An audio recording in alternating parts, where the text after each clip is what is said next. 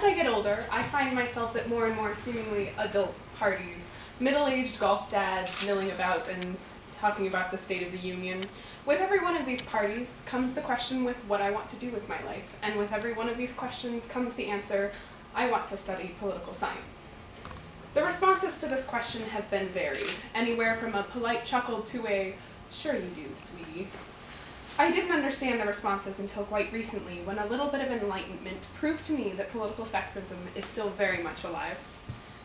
Ruth Bader Ginsburg, current female Supreme Court Justice, recently gave an interview in which she was asked her satisfaction with the current gender equality of the Supreme Court justices.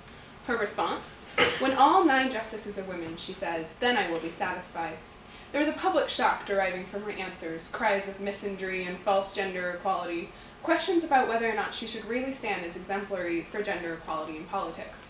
But it is wise to call into light the Supreme Court's gendered history. There were long periods in history where all 9 justices were men, and no one raised a question about that. In fact, it's rather considered the norm. But for some reason, as many steps as our country has taken towards political equality, men and women are still considered vastly different political entities. It's pretty easy to spout statistics on this matter. 20 women serve in the Senate, and 84 women serve in the House of Representatives, comprising 19.4% of our total Congress. You may say to me, well, these numbers are small, but they've definitely grown, right? Women's representation is expanding, right? Well, not exactly. In 2012, 19% of our total Congress was female, and in 2010, that number was 17%. If our goal is for complete political parity for women, or even for women to be accurately represented based upon their population, we're not even close. In fact, at this rate of growth, we can expect to reach complete political parity in about the year 2060.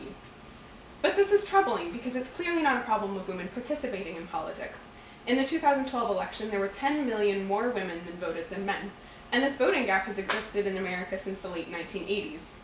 To answer why women are less likely to be represented in politics, we look to a beast that political scientists are calling the ambition gap. The ambition gap describes the gender gap in willingness to step up and run for office without being asked. A measly 26% of women in 2013 were considered self-starters, running for office without being prompted to, in comparison to a 43% of men. We may have to blame the media for these numbers. Little girls look to our political process and see no female presidents, barely any female congresspeople, and a screwed media message about what women in politics represent. They look to our media and are shown that the most important part of women in politics are the power suits and hairstyles they wear. There are plenty of brilliantly awful examples of misrepresentation of women in our modern media. Just look at Fox News for more than 10 minutes and you'll no doubt find one. Media coverage focused on the appearance of potential female presidential candidates, such as the "Did Hillary Clinton get a facelift?" post and the "Hillary Clinton-style evolution" post. They make fun of literally every superficial aspect there is to a woman, diminishing their passion due to their shrill or whiny voice, as in the case of Sarah Palin.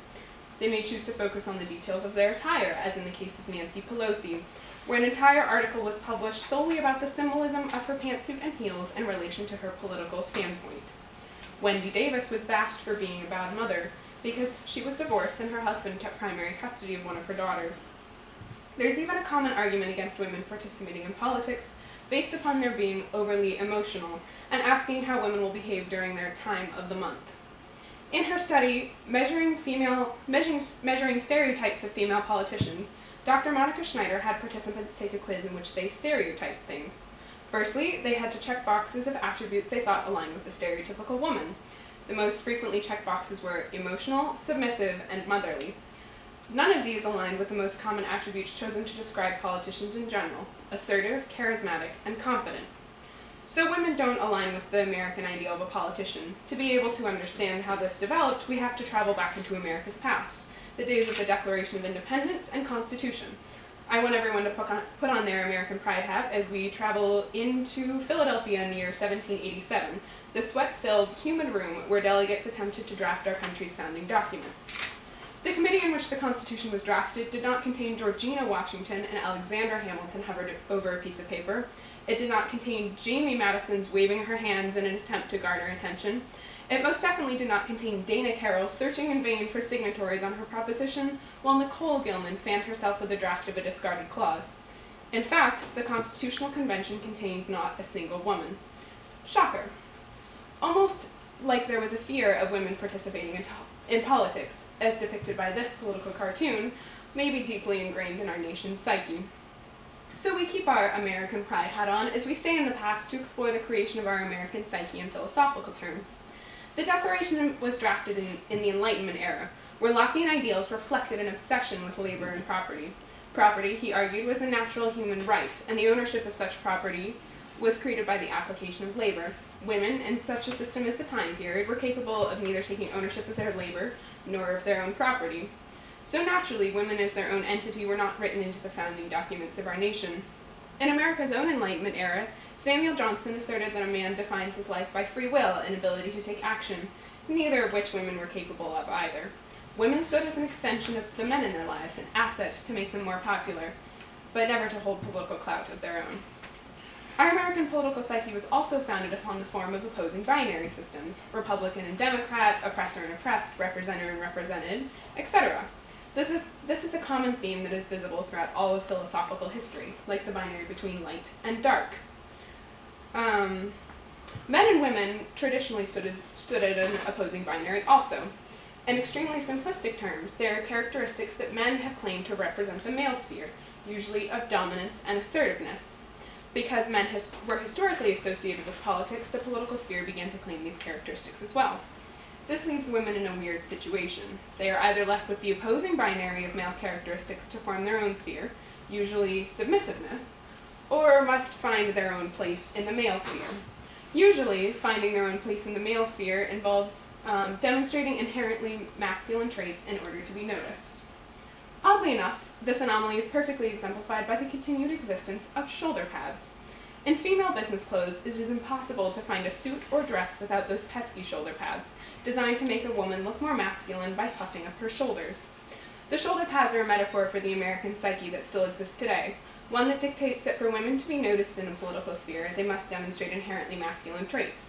It's either that or remain virtually anonymous as a politician. Also in our American psyche, we have an obsession with what should remain in the private sphere, and what is appropriate to be publicized. Women's participation has been limited by the assumption that women's proper sphere is in the private sphere. Whereas the public sphere is one of political authority and contestation, the private sphere is associated with the home and the family. By relegating women to the private sphere, their ability to enter the political arena is curtailed. This all boils down to one fatal flaw of the American governmental system.